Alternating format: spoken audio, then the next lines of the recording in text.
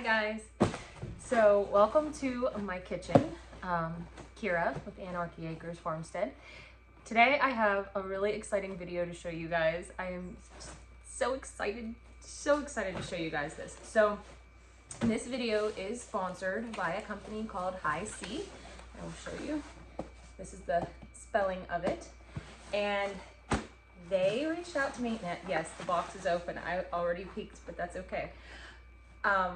They reached out to me and wanted to send me a pair of boots. So we're gonna check these out. I'm excited because I go through many pairs of like muck boots, barn boots a year. It doesn't matter what brand I get. It doesn't matter what quality they are. I put holes in them, I wear them out, they fall apart, and I have to go buy another pair. And as many of you guys know, muck boots can be pretty expensive. I think like the cheapest pair that I've recently got was about $65, and I think I got that at Sam's Club. I don't know how those would hold up. They're about the same quality as the ones you get at places like Tractor Supply and Rural King, and those are usually upwards of $90. Most of the time it's $160 or so on and so forth. The thing that I was so excited about these boots is that they are so very affordable. This pair of boots I think sits right around $65, and if I have a discount code for you guys, which I will give you at the end here, if you use that discount code, you can get them for under $60. And that's just incredible. And the best part about it is they have a lifetime warranty on these boots. So that is the last pair of boots you ever have to buy. So I'm going to show you these boots. I'm so excited. They have a huge selection of styles and colors and whatever you want. They have low ones, like little ones. They have work shoes, so if you're a nurse, they have shoes for you. They have work boots with composite toes. They have all kinds of things. And they told me I could pick any boot on their website, and these are the ones I got. Okay, are you ready? I don't think you're ready. Are you ready?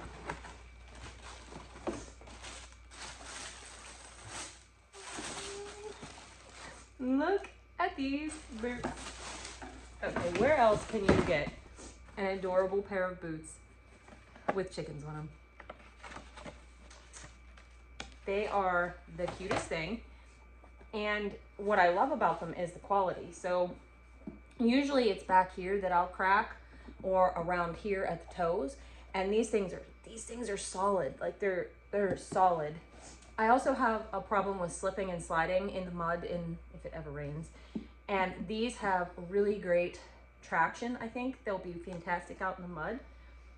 But look at the tops, they're so cute. I love these little pools, and it's super good quality. Like for the price, you can't go wrong. And they have a lifetime warranty. So we're gonna put these on, and we're gonna go out and we're gonna do our barn work. And then I'm gonna tell you how I think they feel after I wear them around the farm.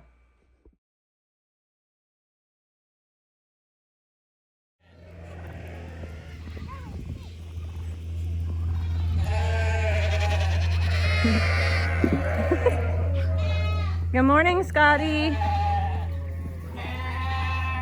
Morning, sheep. You need a new hay bale. Good morning, everybody. Good morning. Good morning. Everybody's waiting on breakfast. Isn't that right, Harley? Gotta get into the gate. Scotty will come running in. So I put up a cattle panel like on the gate so she couldn't come out through the gate anymore, and now she jumps over the wall. She's like the she's like the parkour master. I do have a coop for these chickens. It's just that they prefer to sleep in the barn a lot of times, which is not ideal. So I am going to build them a chicken run. I just haven't done it yet. But we do have some of the friendliest birds. Truly. Is Kitty a friendly bird? No, that's a kitty. Friendly bird. But we gotta feed Scotty. Scotty just parkours out of the wall whenever she wants to. She's the only one. Well, and we have other ones that are half Nigerian dwarf. I guess she's 3/4 Nigerian dwarf, so she's small, but she's very nimble, and she just does what she wants. Also not ideal, but I'm kind of okay with it. Okay, now we have something pretty exciting to show you. And no, it's not the absence of grass in the pasture because of this horrible drought we're in. But this is a solution to a lot of our problems. And it's not completely done, but I would say we're 80-ish% done. No, maybe not even that much, but I'll show you. And then we'll discuss what we're gonna do after this. So let me I will turn you guys around and I will show you guys. All right, this is our spring. So Harley and Chase I was just looking to see what Caleb was doing. Anyway, I don't know why he's doing that. Anyway, Harley and Chase wanted to dig a pond because we always talked about having a pond. And this particular area of this pasture always laid extremely wet. So even in the driest times, it was still damp out here. So I said, oh, go ahead, take your shovels out there and dig. Well, what we found was they were digging a hole and it was filling up with water. So my uncle had earlier this year put in a little spring, a little like shallow well, and he was explaining to me how to do it. And so we thought, what could it hurt? So Caleb brought his excavator out here and he dug a hole that was about 4 foot by 4 foot by about 6 feet deep. And it filled up with water. Even with no rain, it filled up with water. And we did the calculations and we had roughly 400 gallons of water in this hole. So it was supposed to rain the other day and I said, we got to get this project accomplished. So everybody, it was all hands on deck. We all came out here and Caleb took the hole and he cleaned it out. First we drained the water out of it. We took the 400 gallons and we were able to use it for the horses and everything, which was fantastic. So Caleb cleaned out the hole. They put down a little bit of a gravel bed underneath, and we put barrels in there. I was going to use culverts.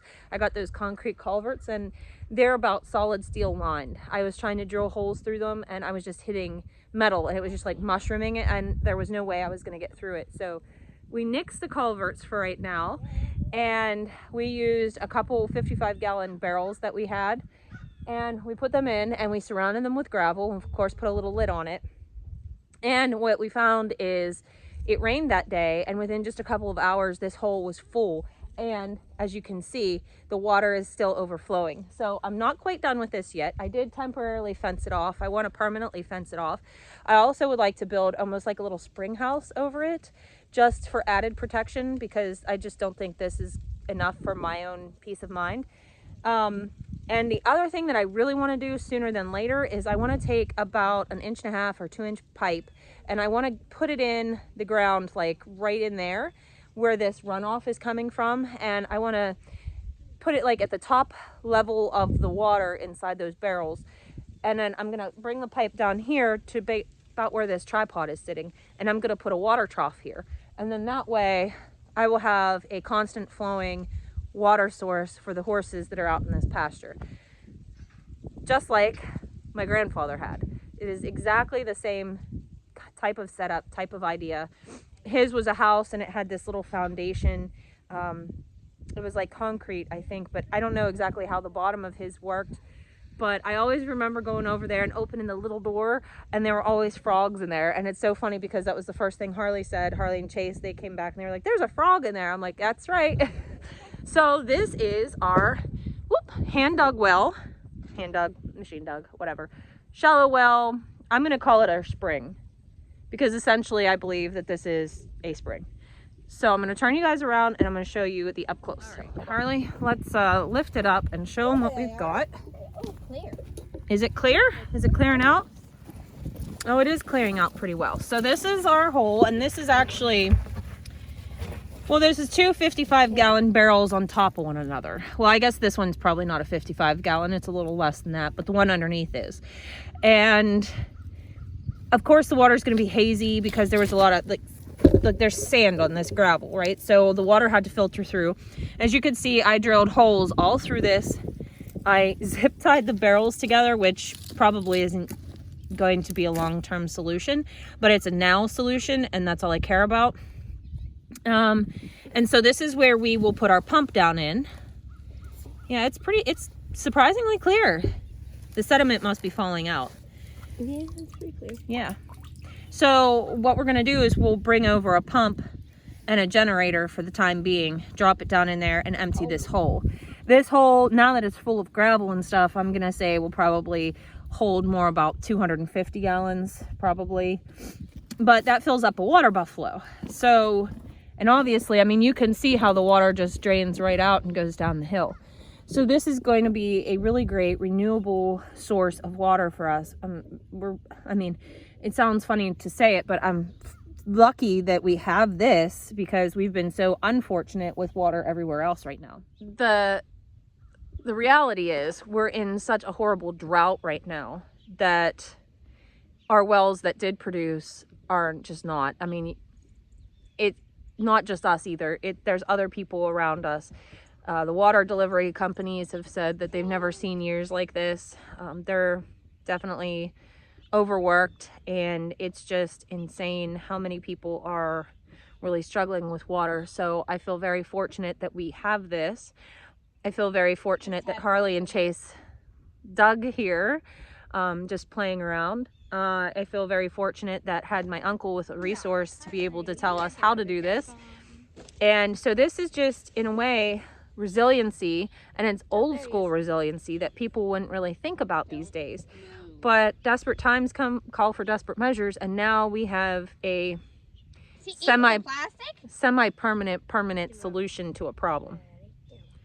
I say it's semi-permanent because I really don't know that these barrels will last forever. I could be wrong. Maybe they will. I mean, they've already held up to more than what I thought they would. I thought they would kind of collapse in on themselves with the weight of the gravel.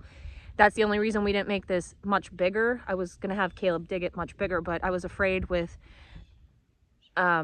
more gravel put in here, it would be too much weight on these barrels and they would collapse on themselves. Because, you know, you take all the rigidity out of them when you cut the bottoms and the tops off. So they're really just cylinders at this point, and they're not structurally meant for that. But they're holding up really good. Oh, Harley's enjoying the frog.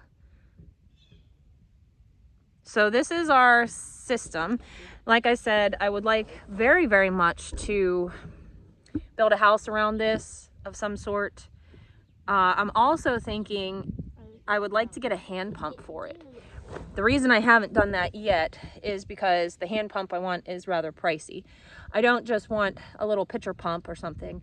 I would like to get one of the nice stainless steel ones that the water like goes back down after you use it, kind of like a water hydrant. That way it's frost free. That way I don't have to worry about it freezing in the winter. And those are much more pricey. They sell those at like Layman's and other places like that.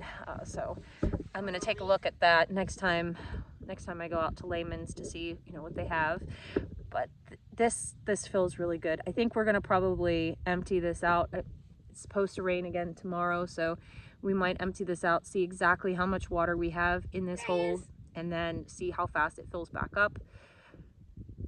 And yeah, I would like to get a pipe put in, but I'm gonna have to put it down at that water level there, you know, the overflow level. So, Alright. good stuff, guys. Cover her back up.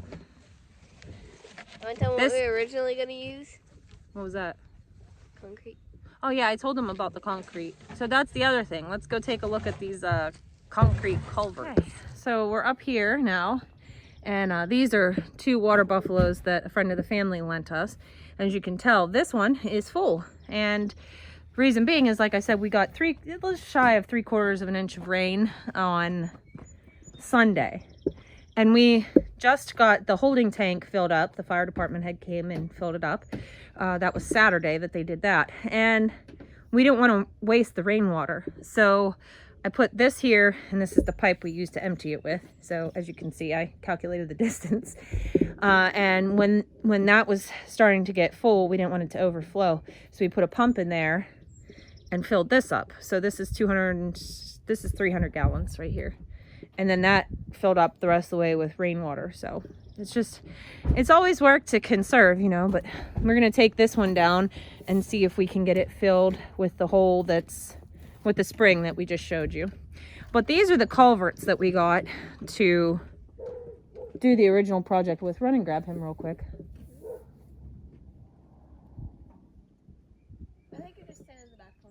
Okay. No, he's down there, but he's not on the road, so that's good. Anyways, these are the culverts that we got to do that project with, but it was impossible. The hole's right here. Yeah.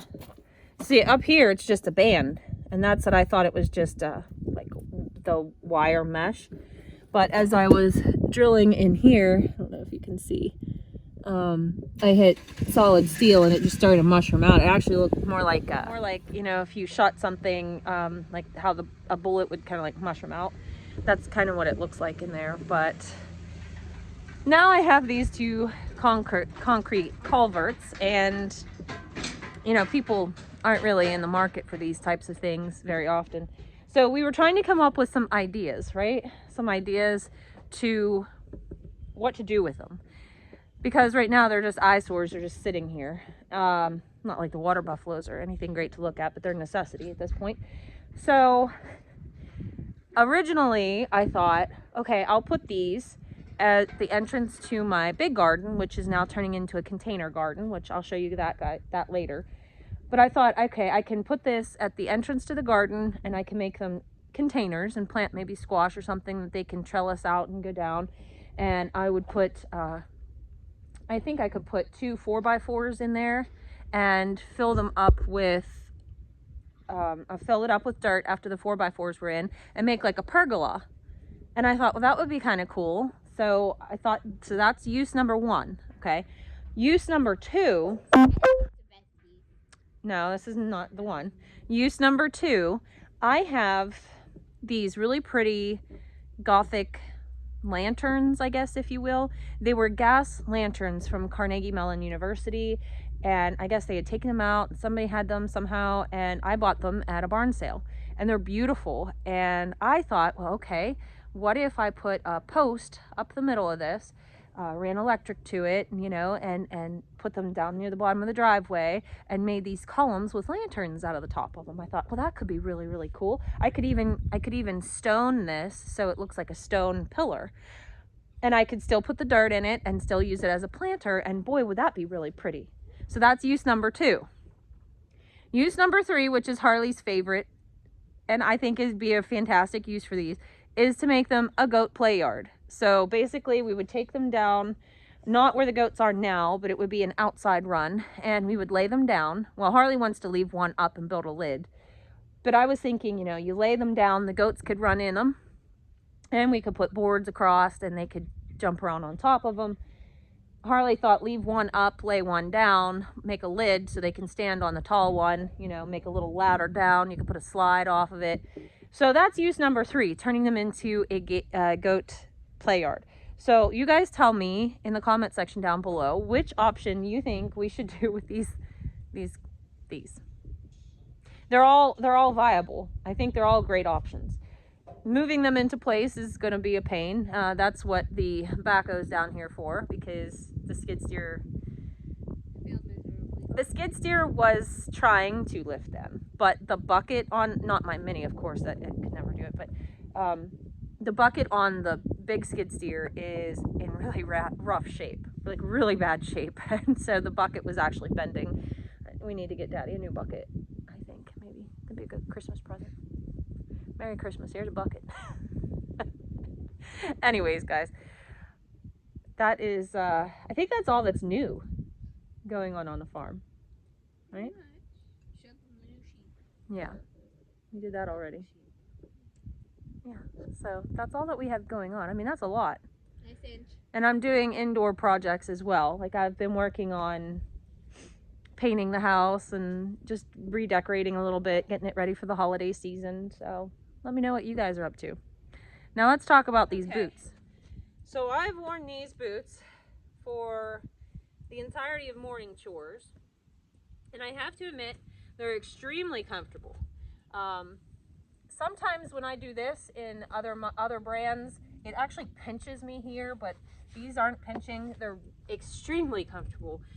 They have a lot of padding inside, so they feel like you're just like walking on a cloud. So I really, really like them. Of course, I can't tell you how they're going to hold up, but I know that they have a lifetime warranty. So I'm pretty sure that they're going to hold up fantastic, because if not, the company wouldn't be doing too good. HISEA company has been around for 13 years, and they are located in California, which is fantastic. And they offer such a wide range of boots. They also have overalls and some other things on their website, which I think is awesome. They have given us a discount code, which I'm super happy to be able to offer you guys, because that's going to make these boots even more affordable for you. You're definitely going to find something that you love on their website, I guarantee it. The discount code is AAF15, and that gets you 15% off of your order. And I definitely recommend you go check them out, because I mean, they're affordable and they have a lifetime warranty. So what more could you possibly want? If you go through muck boots the way I do, that's a big deal. So definitely go check that out. I'm gonna leave all of their information in the description of this video below. There's a website, and I believe they have some social media as well. So make sure you swing by and you tell them that I sent you, and you check out these boots. Definitely order some. They would be fantastic under your Christmas tree.